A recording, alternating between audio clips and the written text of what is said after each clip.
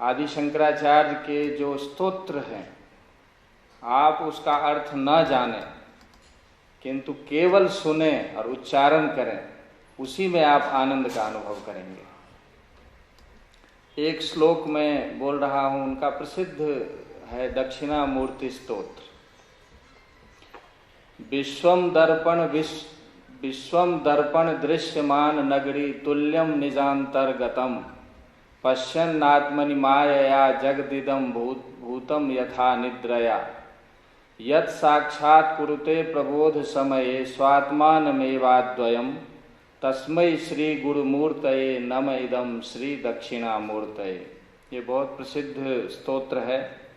और दूसरा में माँ नर्मदा का यहाँ बहुत अभी यात्रा प्रचलित है, और नर्मदाष्टकम जैसा कि आपने कहा उनका प्रसिद्ध स्तोत्र है। नर्मदाष्टकम है, गंगाष्टकम है, यमुनाष्टकम है।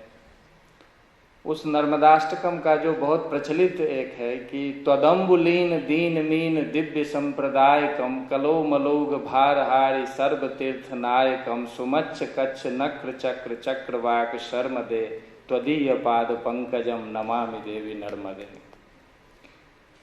ऐसे महान विभूति का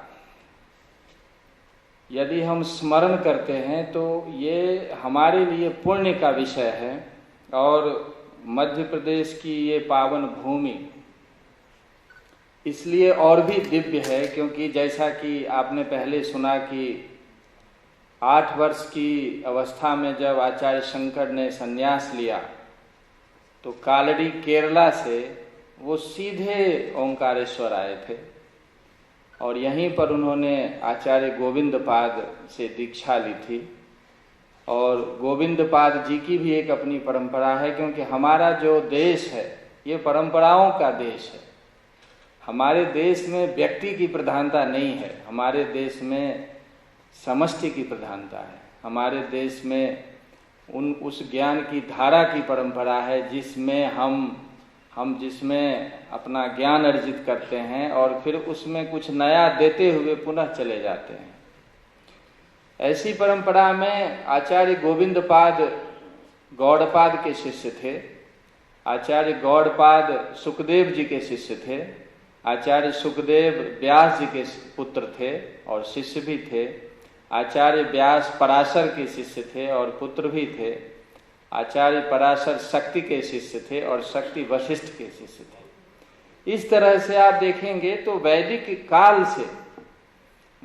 काल से हमारे यहाँ जो परंपरा चली है वो आज भी वैसे ही जीवित है।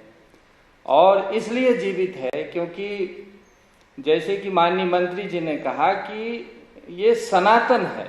और सनातन क्यों है?